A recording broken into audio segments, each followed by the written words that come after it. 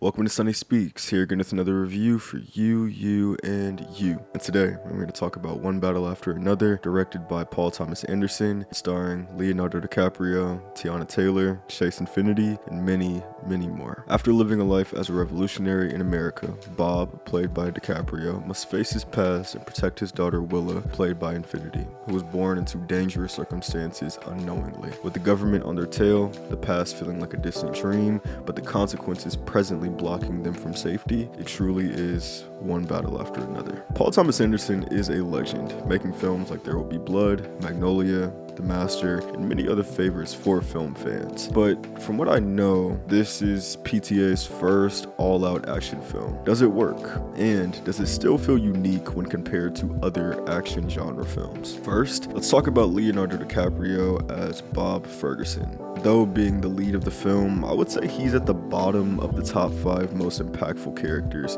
in this story, and I do believe that's purposeful. Bob is an ex-member of the French 75. Before, he prided himself on his ability to create bombs and fireworks, and his loving but rather empty relationship with the leader of the French 75, Perfidia Beverly Hills, played by Teyana Taylor. Now, 16 years later, Bob has raised his child alone, but in all honesty, it might be the other way around. But as the danger closes in, his manic attempt at saving his daughter is not only hilarious, but heartfelt. Aside from anything outside of film, because I don't know much about Leonardo DiCaprio, he is one of the best actors of all time. And if you don't agree with that, we probably just look at acting differently. In one review, I heard someone say that Leo makes the most mundane actions seem special. And I think part of that is being connected to this actor for so long in our culture, especially just as film fans. And recently with the roles he's taken, like Don't Look Up, Killers of the Flower Moon, and now One Battle After Another, he's been playing the opposite of a leading man, but still being the leading man. That oxymoron in itself is interesting to watch,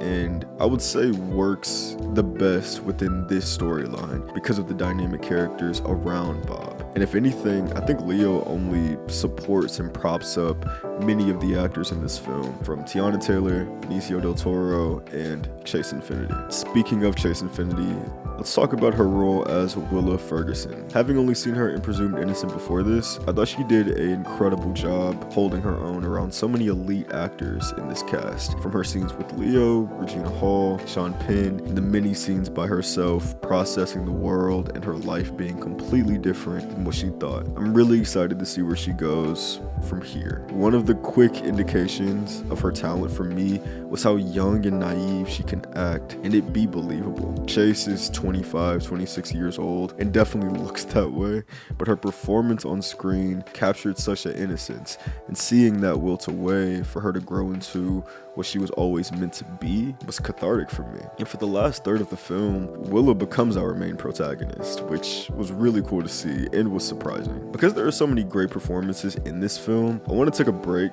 from the cast to talk about the cinematography. This year has been rich with some beautiful visuals in film, and though I've said this a lot on my channel, One Battle After Another is one of the best looking films I've seen this year. Not just because of how it looks in static, but how the story is captured. Michael Bowman was the cinematographer on the film. Both Bowman and PTA collaborated closely using VistaVision to create a raw look. I would say their goal succeeded, and if not that, exceeded. The look of this film creates a realism and a near future quality that makes the story feel like it rides the line of historical testimony and mid to late 80s thriller films. From talking scenes to car chase scenes to shootouts, I was on the edge of my seat the entire time. And one of the things I truly love a lot was that this is an action thriller film, but almost every kill comes from an emotional place. I appreciated that choice because it makes the impacts of choices by certain characters hit way harder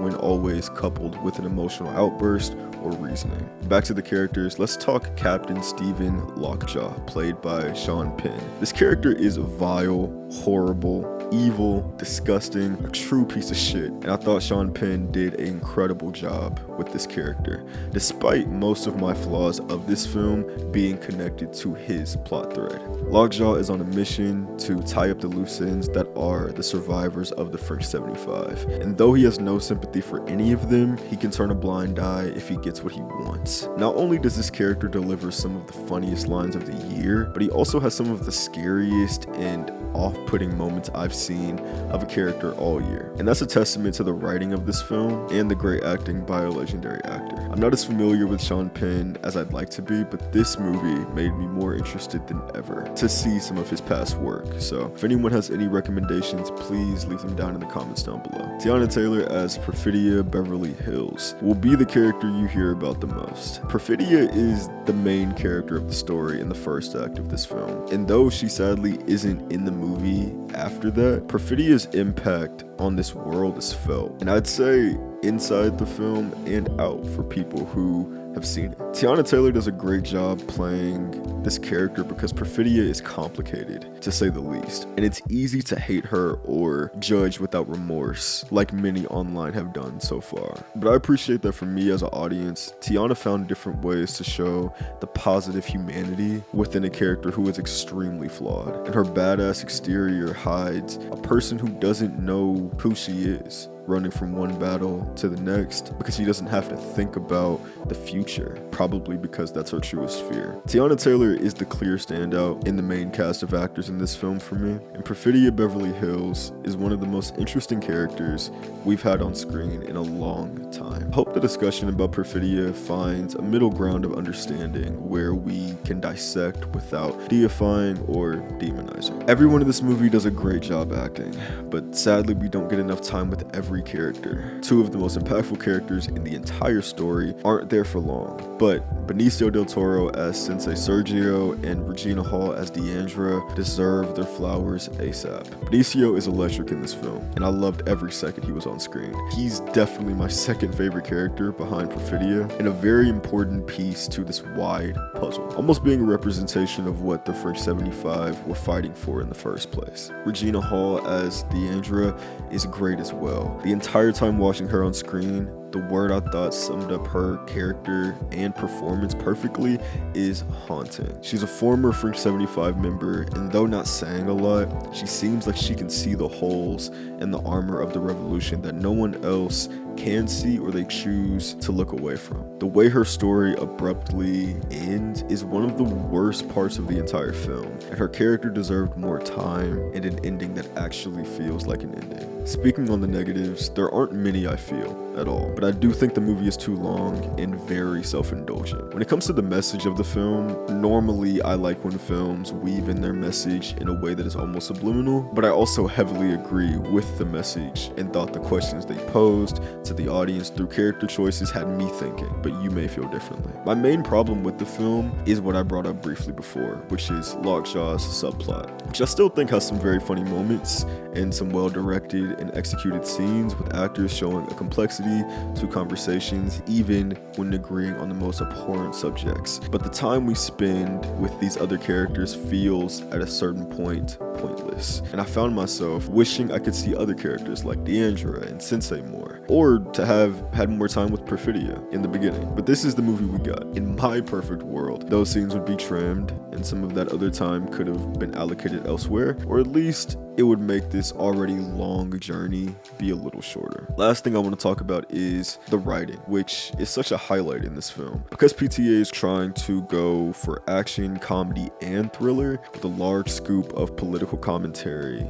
the script demands a lot of range and understanding of your characters for many of the great moments in this film to hit as hard as they do. Not only did they pick the right actors for the job, but PTA crafts a very beautiful story using the book Vineland to create such a fun but profound journey from beginning to end with minor but valid bumps in the road. Overall, I would give One Battle After Another a partly sunny rating. I can't decide if I like this movie or Sinners more. I've been racking my brain with that question, but regardless, One Battle After Another is one of the best films of this year, hands down. Not only worth your money, but your brain power. And to ask yourself certain questions about how you feel feel about a choice or a character's arc. The thoughts on this film, especially from Black women creators, are really important to me. And seeing the discourse, especially about Perfidia and the interracial relationship aspect of the film, have made me think a lot. And though, again, in my perfect world, a Black woman would have directed this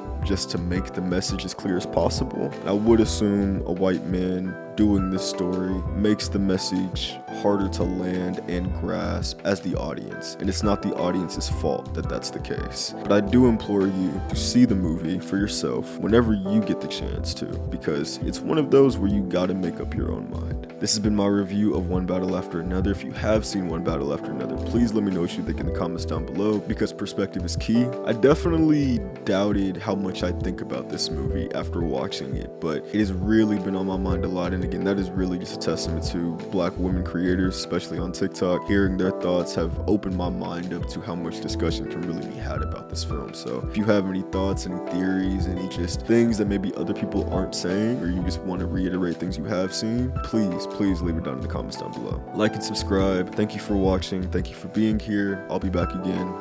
Peace.